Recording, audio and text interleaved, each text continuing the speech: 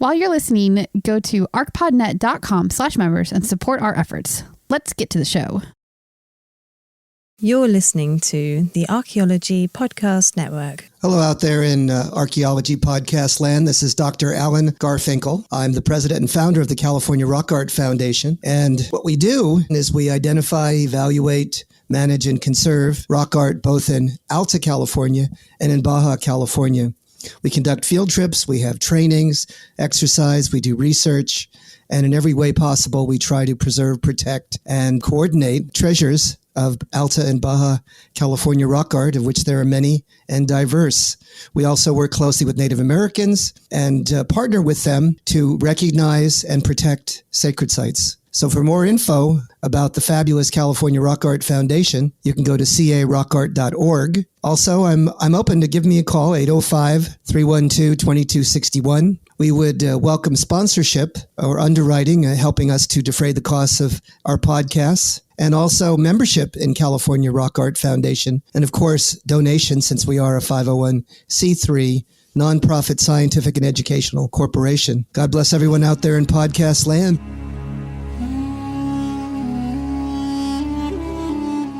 You're listening to the Rock Art Podcast. Join us every week for fascinating tales of rock art, adventure, and archaeology. Find our contact info in the show notes and send us your suggestions.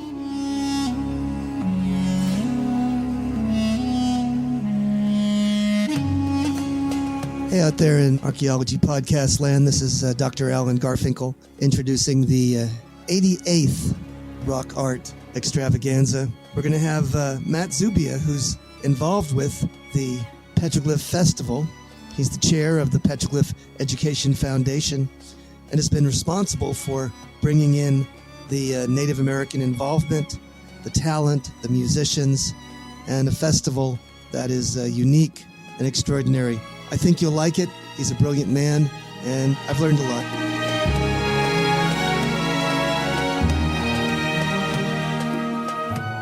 Well, hello out there in Archaeology Podcast land. This is your host, Dr. Alan Garfinkel, with the California Rock Art Foundation, and we're honored and blessed to have a guest scholar, Matthew Zubia, who is the principal of the particular nonprofit foundation for petroglyphs out of the Ridgecrest area. And we're going to be talking to him about just what that's all about, how he got involved with the study of rock art and all things related to native culture. And in turn, a bit about the history and evolution of the only petroglyph festival that exists, I think, on this earth out of Ridgecrest, California. Matt, are you with us today? Yes, I am. Well, welcome. It's wonderful to have you. Thank you. I think we had quite an interesting dialogue last time we were on the phone. And the way I usually open this up is to let you sort of introduce yourself and talk about a bit about your background and how you got involved with this rather esoteric subject. I got involved with the Ridgecrest Petroglyph Festival in 2014 from its inception. And historically, my expertise is in music. I'm a musician, and that's what was my draw to the festival and helping out with it because they needed some performers and some entertainment for the stage. That evolved over the years, and I became more involved in the educational aspect of the Petroglyph Festival. I became the chairman of the Petroglyph Education Foundation, where we do outreach with the local schools. And that's a nonprofit, isn't it? Yes. Yeah. And the purpose of the Educational Petroglyph Foundation is? To do outreach with the schools in the local area. And we work with the Mataranga Museum. And also a big component of it for me, and as part of our mission, is outreach to the local Native American tribes. Absolutely. And to encourage their involvement in the Ridgecrest Petroglyph Festival. Yes. And of course, Matt, you and I are sort of linked in that sphere because I've been advising and attempting to position the festival appropriately vis-a-vis a complement of local Native people and those that would be considered, I guess, reasonable and prudent and in alignment with the major mission and geography and emphasis for the festival, if that makes any sense. It does. So maybe give me a bit of history as to why and how this all evolved and where we've been and where we're at and where we're headed with respect to the festival itself. Maybe that's where we'll get started. Sure. Well, the idea for the festival is it was kind of twofold at the time when it started. And one, it was to, I don't know if showcase is the right word, but the petroglyphs that we have here in the area, and to bring a new kind of festival to Ridgecrest that involved the Native American tribes in the area. There's been some bumps along the way, and we haven't always been aligned with the Native American tribes, and sometimes lost the spirit and intent of what we set out to do. But over the course of the last 3 years, it's been my mission and my goal to ensure that, with all due respect to the Native Americans, that this is an all-inclusive festival, and to ensure what we're putting on is indeed in line with the spirit and intent of what we set out to do. My intent was to have all the performers on the stage for 2021 to be Native American, and that's the first year that we achieved that. Yeah, an emphasis or showcase the Native people. I would think of the region, correct?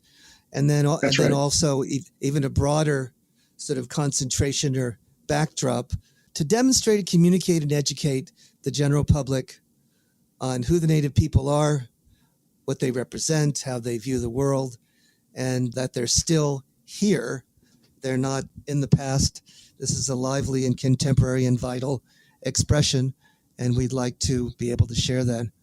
Now, I know that this has evolved again, and I know that there's been it's been a challenging thing to demonstrate to Native people, I think locally, the viability and the longevity and the function or purpose of the festival. Am I correct or no? Yeah, you are correct. It has been, as you said, challenging over the years, because at the beginning of the festival in 2014, we had several Native Americans who were with us and helping to put this on. But in the end, there's always seems to be some concern outside of planning the festival from other entities, be it Native American tribes or others, that aren't really in line with what we're trying to do. And it's my goal to make sure that we are aligned with as many tribes and local areas as we can be aligned with. That's why the Petroglyph Education Foundation is important, to continue the outreach with those tribes. Definitely. Now, so that everyone understands, Ridgecrest is in the area called Eastern California, the corner of the Western Mojave or the Southwestern Great Basin, just east of the Sierras. And there's actually quite a number of different ethnic groups, indigenous, Native American groups that exist in that area. In the far southern Sierras, in the mountains around Lake Isabella and up into the uplands, there's a group called the Tabatalabal, that means pinyon pine nut eaters. Then to the south, they have a group called the Kawayasu, and those are they're Southern Paiute speakers. And then we've got the Timbisha, or the Panamint-Shoshone, in Death Valley. And then just to the north, we've got the Owens Valley Paiute, and a little bit further north, we've got the Mono Lake Paiute, or Kuzetica Paiute. So potentially, actually, the rock art itself and the region is sort of a magnet for quite a number of different ethnic groups. Is that correct?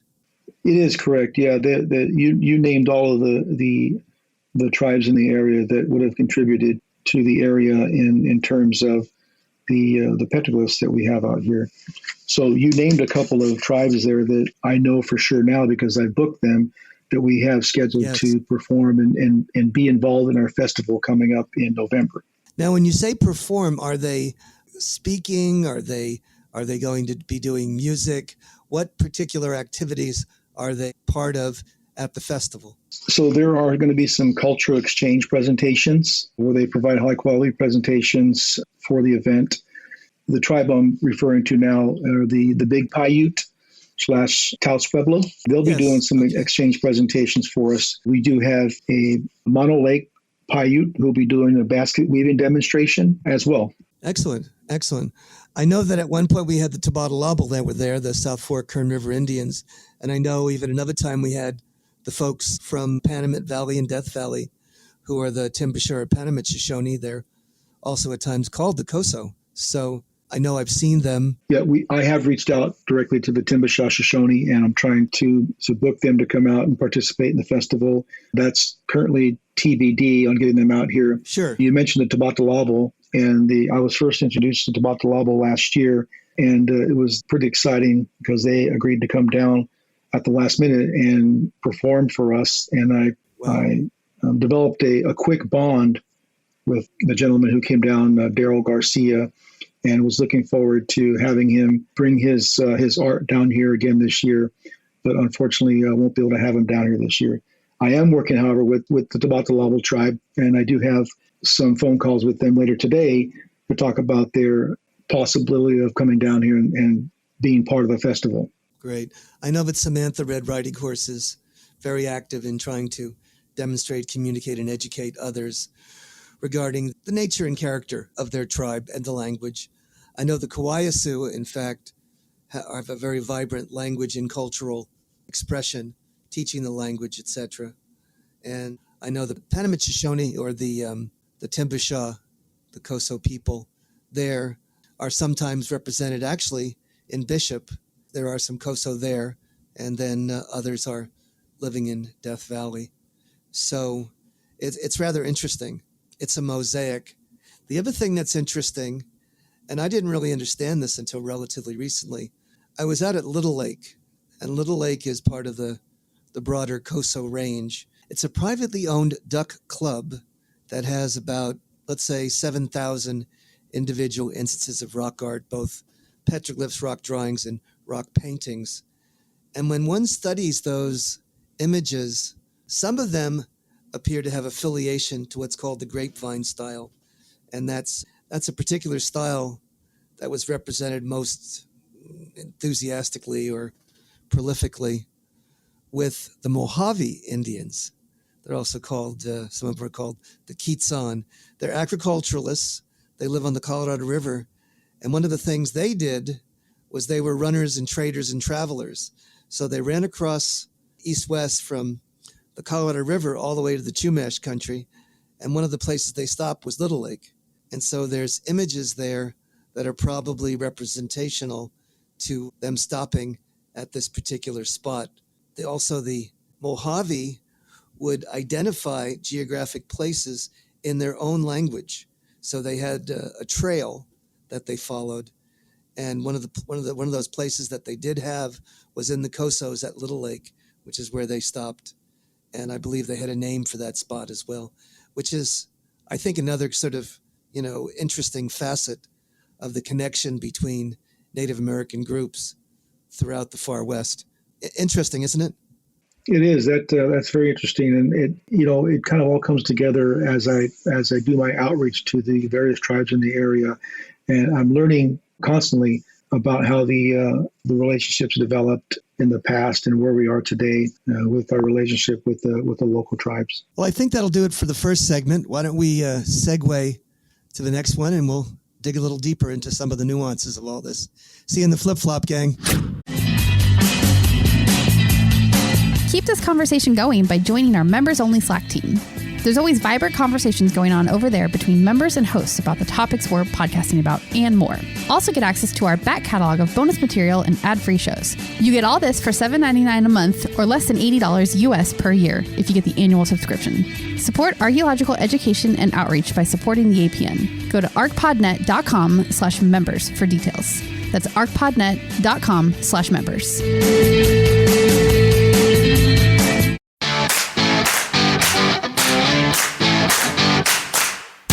Are you listening to this podcast and thinking you'd like to start your own podcast and don't know where to start? Well, Chris Webster, that's me. I'm founder of the APN, and I started podcasting back in 2011. You can learn from my years of experience, and you can do it at your own pace. Head over to propodcastnow.com and click the Learn to Podcast image. My 6 to 8 hour self-guided course will take you from show inception to your first episode, and you'll learn the tools you need to keep it all going and prevent pod fading. That's a real term. You can have access to the materials for as long as you want, and if you stay in for 3 months at least, you'll have lifetime access to the graduates Slack team so you can talk to other people that have taken the course and are managing their own podcasts. Again, head over to propodcastnow.com and click Learn to Podcast.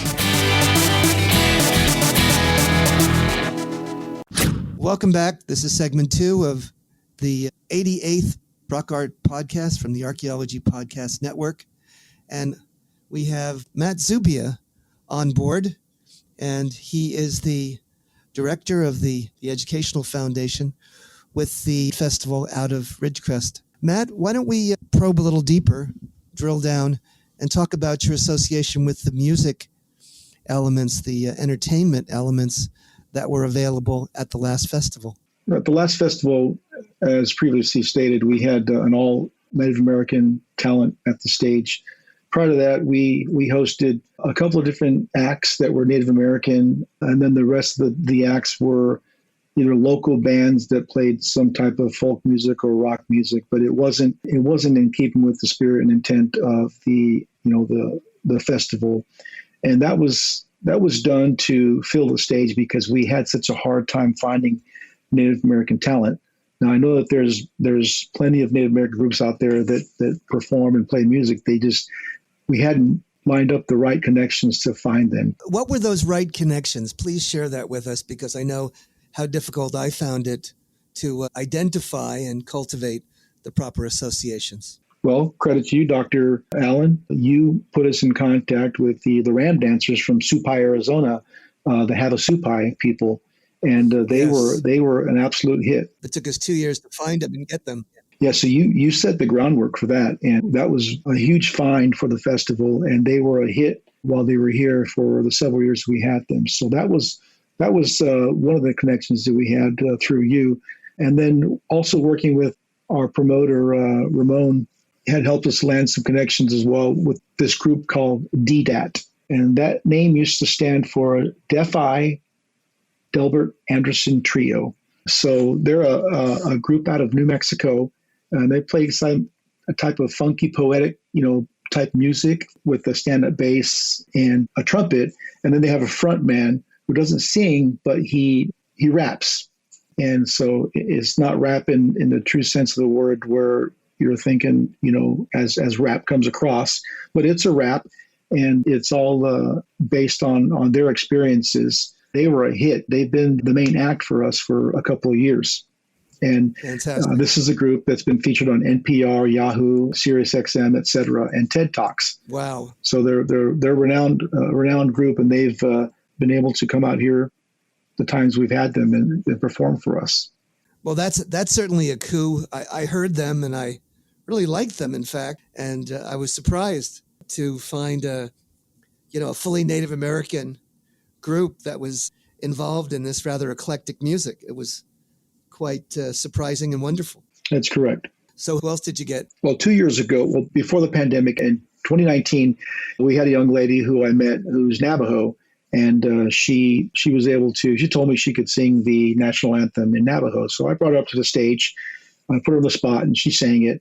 And I decided, well, you know what? I haven't been to a festival yet where we have started the festival with the national anthem. So I said, in 2021, we're going to do that. And this young lady is going to sing the national anthem for us in Navajo. Oh, wow. And that was a great hit. Oh, my word.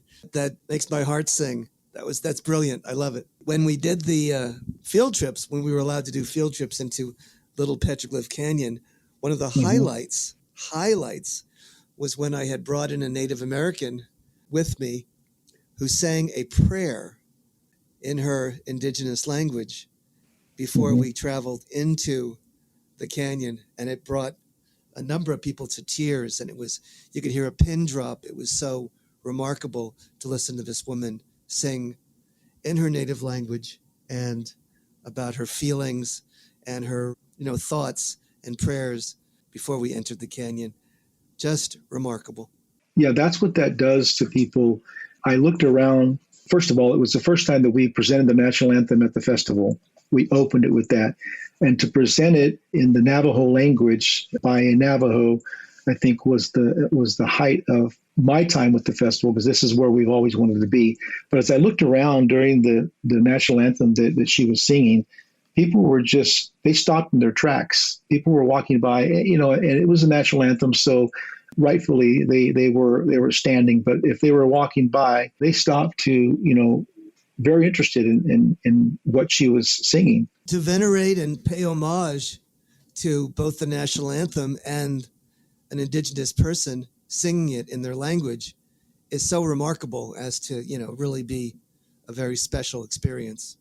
So other acts we've had at the festival, he's a veteran with us. He's been with us for a lot of years. Terry Goodell, he world-renowned hoop dancer, and he's been a dedicated performer of ours for several years. And just a quick tidbit about that, because we're still in our infant stages as festivals go, we're still learning as we go, things logistically, and where do we put the stage to get the most people to the stage. And in years past, we had the stage in a position where trying to draw people to go see Terry do the hoop dance, it was disappointing because we weren't getting the crowd that we needed. So we decided the stage placement was very important, and we put it in a spot this year where people had to walk by it.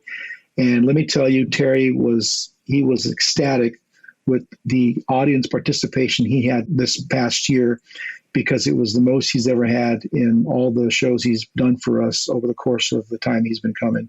And so you see we're still learning where to put things as we go through this planning. Yeah, that's really special, and that gives sort of an insight into sort of the internal planning and the dynamics of trying to put on a festival and to try to get the right people to see and experience what you're trying to accomplish, isn't it? It is. And credit to all the people that I'm surrounded with that have the same goal that I do, is to put on the best festival we can, making sure that we are doing it with the utmost respect to the people who we are honoring. When I talked to your executive director, she had told me that there's some new ideas that they're actually going to have some sort of a larger function, an Indian powwow of sorts there. And that will kind of change everything, won't it, a little bit? It will. And you touched on another one of my missions and goals as I, learn my way through this festival planning and going out and doing the outreach that I like to do. And that is, I set out to find somebody of Native American descent that could help or organize a powwow. And so I went on a mission to find somebody, and thankfully I was able to find somebody who agreed to organize a powwow. And so we worked close with this gentleman, giving him a lot of freedom to put on the powwow how he knows how to put it on. A very little interaction from the Petroglyph Festival committee, because we don't know how to put on a powwow. We leave that to our Native American friends to do. So what is a powwow per se? So a powwow is it's a celebration of dance and songs. If you've been to a powwow, you can see a powwow on the internet or TV, what a powwow looks like. You've got a head drum, and it kind of revolves around the head drum, because the head drum is a drum that sits on the ground or on a stand that the powwow attendees or the powwow participants will gather around and play the drum and sing the songs, while the arena director invites dancers into the arena, and then eventually audience participation. So it's a traditional celebration for the Native American tribes. And which tribes specifically are going to be participating? Do you know? I do, yes. Currently we have, so our organizer is Apache. We'll have Paiute. We'll have Ojibwe. And there's a couple more that have not gotten word yet, but primarily right now there's three that I know of. And the organizer is supposed to get back to me on the other tribes that are going to be participating in the powwow specifically. Will there also be vendors that are associated with this powwow, particular Native groups that are selling perhaps jewelry or other elements of their culture? Absolutely, yes. So we have always had Native American vendors at the festival participating. And because we're having a powwow this year, the way that a powwow works is that if you're at a powwow that's not associated with a festival, then you have Native American vendors at the powwow. So in this case, instead of having our Native American vendors spread out amongst all our other vendors on the street, they will be associated directly with the powwow. So the powwow will be exclusive Native American vendors. Well, that'll be exciting, I think, because you can have almost a pure essence of Native American associations there together, couldn't you? That is correct, yes. Well, what's interesting to lend a sort of a different scholarly background or academic research background to all this and Native Americans is I have co-authored a book coming out here in the next, 6 months to a year. And it's an academic treatise talking about what we call Uto-Aztecans and their symbolism, specifically going from Coso, talking about also the Hopi in the Southwest, the Huichol in South Texas, and then moving into Mexico or Mesoamerica and talking about those of the Aztec, the Nahuatl people. So in any event, there appears to be a thread, genetic thread, linguistic thread, a connection running from Coso in the Great Basin across to the American Southwest into the, South Texas and into Mexico. And that's linguistically, but also iconographically when it comes to certain key symbols. And this particular new book is a bit of a revolutionary take. It's really the first time it's really been developed that we can recognize this connection. So I think that's of interest, and it sort of parallels your work in terms of bringing together a diverse array of Native Americans. Am I correct? Yes, that is correct. Yeah. Well, I think that at least covers the second segment. And in the third one, I think we'll talk about some very specific efforts with the festival and talk about some of the up and coming things. See you in the flip-flop, gang. What do you use for appointment and task scheduling? I used to constantly move things around in my calendar that were just tasks I needed to do in favor of meetings. Now I let an intelligent AI do that with Motion. In Motion, all I have to do is create tasks with a soft or hard deadline, state how long I think it will take, and whether it can be broken up, and Motion does the rest. It puts the task where it's a best fit for me getting it done by the deadline. The scheduler then puts appointments with people wherever they schedule and moves the tasks around them. Support the APN with a little kickback if you sign up, and try Motion for free at www.archpodnet.com/motion. That's archpodnet.com/motion.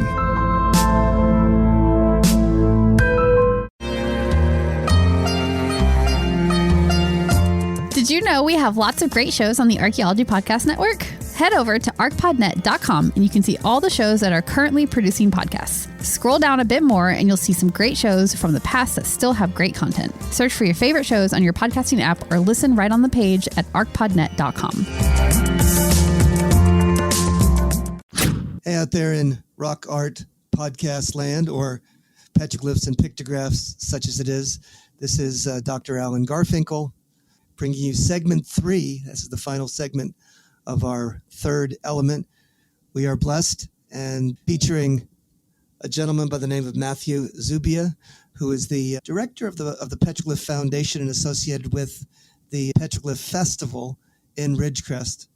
So Matt, I think in this final segment, we had talked about kind of drilling down and talking about really the heart and soul and purpose of the festival, which pays homage and venerates and recognizes the importance of Native people, their heritage, and their particular cultural values. Why don't we try to kick off some sort of discussion on that subject? Well, I think you hit it nail on the head, Alan, when you said that, it's an homage to the Native American tribes, because that's something that only us who are involved with this type of event and these types of traditions really understand the importance and the value that it adds to what we're doing. I had a gentleman as part of the Big Pine Paiute Taos Pueblo tribe. When I reached out to him, they hadn't come down here before. And when I reached out to him and asked him if he'd be interested, he was very thankful for including them and bringing this back to them. And that made me excited. And also it made me feel warm inside that we're doing the right thing. At least we're starting to do the right thing. So it's important to the Native Americans that if we're going to do this, then we're going to do it right. And in that regard, what is it to do it right and what is it to do it wrong? What are the particular elements or postures or perspectives that one might have that are considered in alignment with perhaps native philosophies? Well, the first thing that is important is the outreach that we do to get to as many local tribes as possible, to kind of enlighten them on what our goal is and have them steer us in the direction that is probably a lot more coming from us who are organizing it, us non-Native Americans that are organizing it, to take us in the right direction. I want them to come with us on this path. I don't want to do it without them. And so it's important for us to recognize that. Early on in the festival days, we got some pretty bad feedback in that it was just another street fair in Ridgecrest. Yes, there were petroglyph tours, but it just looked like another street fair. Right. And that's something you learn along the way. And it's been my goal to not make this a street fair and make it what it was set out to be. So the core competency and the distinctiveness of the Ridgecrest Petroglyph Festival is that it celebrates and recognizes and pays homage to Native American heritage and culture. And I think that's a rather special expression.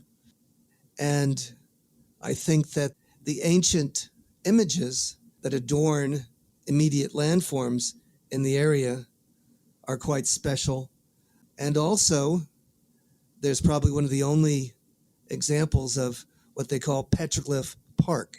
Would you like to mention that or no? Absolutely, yes. So we do have a park in Ridgecrest that is called Petroglyph Park, where there are replicas that line the park in various areas of petroglyphs.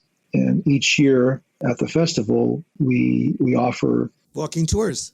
Walking tours, yes, with Dr. Allen and Olaf Dowd, who was responsible for making them. for making those. Yeah. Yes, that's the word I'm looking for, responsible. And this isn't just, little tiny boulders. We're talking about tons and tons and tons of stone that were hauled in and erected and engineered and replicate images from all over the world, in fact. Mm-hmm. Yeah, that's correct. Credit to Olaf, and he will be providing tours again this year, and we look forward to keeping him around as long as he'll be with us. Yeah, yep. Exactly. I was shocked to learn, what they had to do to put this together, and it wasn't easy. And he did all the imagery in the entire park. One man. Can you believe that? He did all this. Yeah, that's unbelievable. And once you see this, you'll get a kick out of it. It's rather important and rather wonderful. And the images are often life-size, meaning they're equivalent to the originals. And they're huge. We're talking about these immense rocks, which are standing up and representing or replicating the images to be found both in the immediate vicinity, but also throughout the world. So anyways, there's that one. What have we forgotten? We've got the vendors, we got the powwow, we got the walking tour. I guess there will also be vendors that are selling artwork and books.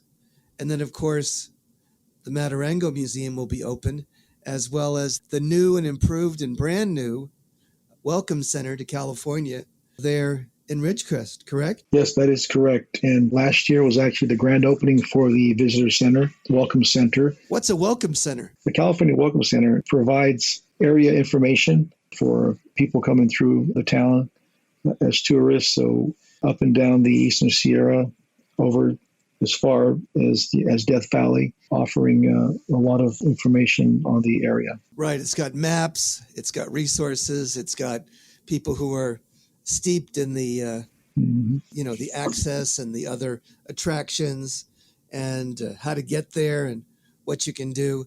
But besides that, there's kind of a bit of info or infotainment actually in the center itself, isn't there? There is, yeah. There is a virtual reality station where you can take a virtual tour of Death Valley. And I just learned today that they also have and will be offering during the festival virtual tours of the petroglyphs. Yes. And that's put together by a world-class expert in virtual reality. he works all over the world and uses this technology to capture three-dimensionally the wonder of certain historic resources. His name is Eric Hansen. I've had the pleasure of working with him. He's one of our board members for the California Rock Art Foundation. And remarkable, just remarkable what he's done. He was in China and did some of that work. He was in the Arctic Circle. He was in Egypt on the Nile. He gets around. And he also did quite a bit of work in Mexico on the peninsula of Baja, doing some of his VR virtual reality work for the largest prehistoric paintings in the world in the Sierra de San Francisco. And so I think some of that work is available on your VR headsets there at the Welcome Center, isn't it? I believe it is, yeah.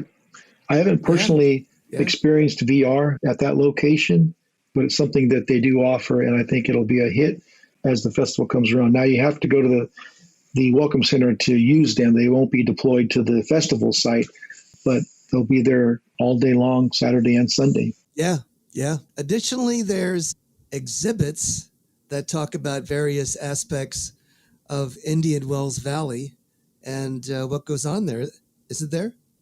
There is, yes. And I know that one of the things that they showcase there, they use this area, this gorgeous area, for the backdrop of major motion pictures and also commercials and, MTV-like music videos and all kinds of different things, don't they? Yes, they do. And that's one of the things that Ridgecrest is known for. A lot of production companies use Ridgecrest as a backdrop, and the surrounding areas like the Inyo Kernet or the Trona Pinnacles for their movie scenes, music videos, commercials. And the gorgeous landscapes of Death Valley. Yep. Death Valley or Indian Wells Valley, or going up the eastern skirt of the Sierra Nevadas. You've got Bishop and you've got the Alabama Hills and all of that. And this eastern skirt of the Sierras, one of the more remarkable places on Earth, I think, for the diversity of vegetation, the amount of cultures that are there, the sky, the landscape. It's endlessly engaging as I talk about it. And so it's a good... it is. I think it's a good setting for the Petroglyph Festival. And why don't you give us some of the details as to when the festival is going to be and where it's going to be located? The festival is going to be on the 5th and 6th of November. It's Saturday and Sunday. That's the first weekend in November, isn't it? That is the first week in November, and mark your calendars because it's always the first weekend in November. Exactly where in Ridgecrest is it going to be? Sure. In Ridgecrest, Las Flores Avenue, between the Matarango Museum and Leroy Jackson Park. And Las Flores Avenue, you can get right off of China Lake Boulevard and head east. You'll see the signs. You'll see all the action happening. It's 10 to 6 on Saturday the 5th and 10 to 4 on Sunday the 6th. Is there anything happening in the evenings? No, the festival will go until 6 and it'll be over on Saturday at 6 p.m. There's nothing else in the evenings. Okay. And what can one do at the festival? So this year, the biggest draw we hope is going to be the powwow, which we're trying to incorporate into the festival. We're not promoting them as two separate events. The powwow is organized by Pete Whitehorse. The festival is produced by the festival committee.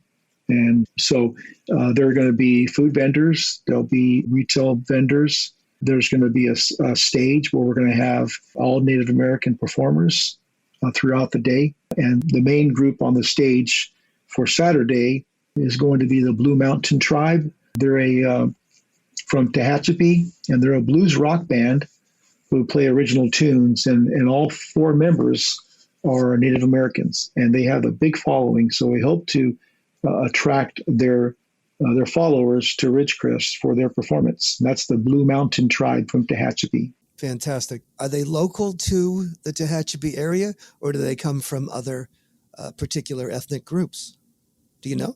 So the different groups that they're from, there's Chiricahua, Apache, Yokuts, and Cherokee in that group. So it does have a diverse assemblage of ethnic groups that represented with that particular music group, doesn't it? That's correct, yeah. Well, we've used up most of our third segment.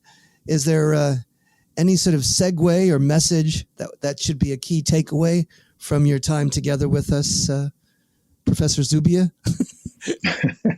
The key takeaway is to understand what the Petroglyph Education Foundation is and why we put the festival on and why we celebrate the Native American heritage here in Ridgecrest during the festival. So it's important to know that we understand the sensitivities. We know what our mission is, what our goal is, and that is to continue the outreach with the local Native Americans and throughout that want to participate in this festival.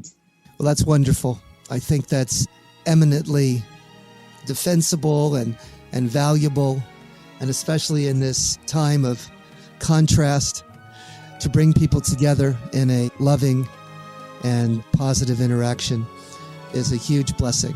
My hat's off to you, Matthew. Thank you. God bless, and see you next week.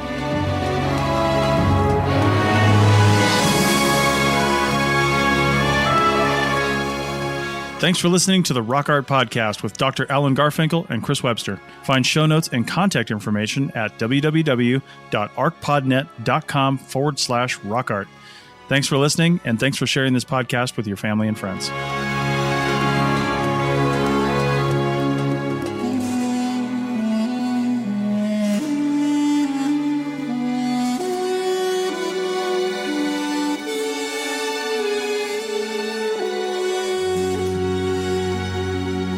This episode was produced by Chris Webster from his RV traveling the United States, Tristan Boyle in Scotland, DigTech LLC, Culturo Media, and the Archaeology Podcast Network, and was edited by Rachel Roden. This has been a presentation of the Archaeology Podcast Network. Visit us on the web for show notes and other podcasts at www.archpodnet.com. Contact us at chris@archaeologypodcastnetwork.com. This is Chris Webster, founder of the APN and one of the chief editors. Thanks for listening all the way to the end. If you want to keep the conversation going and support us along the way, go to archpodnet.com/members. That's archpodnet.com/members. And thanks for listening.